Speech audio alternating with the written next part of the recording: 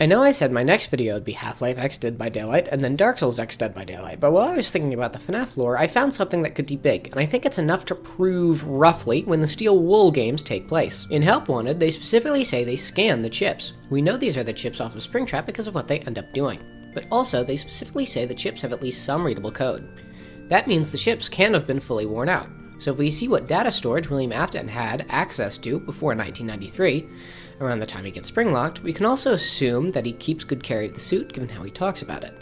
So it makes sense for it to have top-of-the-line tech for 1993 if he wanted or needed to. Computer parts that actually store code in a machine is the RAM and the hard drive, so if we look at what options for those two devices are available at the time, we can see what he had reasonable access to. From what I could research, it seems that he would mainly have access to RAM sticks, floppy disks, solid-state drives, hard disk drives, CDs, and EEPROM chips. While you may not have heard of an EEPROM chip, I picked it because while I was researching it, I actually found the specific chips that the old Chuck E. Cheese robots actually ran on. RAM sticks last about a decade, so do SSDs and hard drives. Floppy disks can last up to 20 years, so none of these would even make it out of the wall. The only two options are CDs and EEPROM chips, as these would last long enough for him to get out of the wall and still be working code-wise.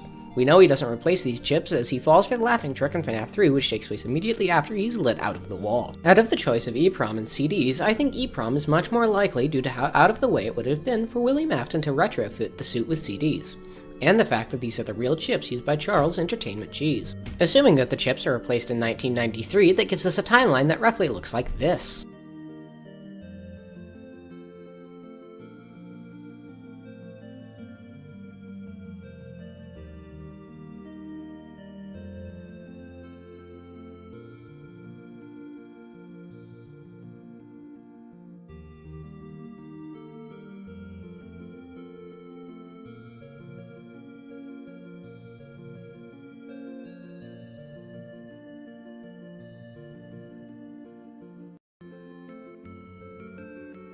But also you should, eat a pound of salt after this, because, this all depends on the fact that Remnant doesn't affect the level, how fast things degrade, which we can't prove unless somebody kills some kids. So someone get on that.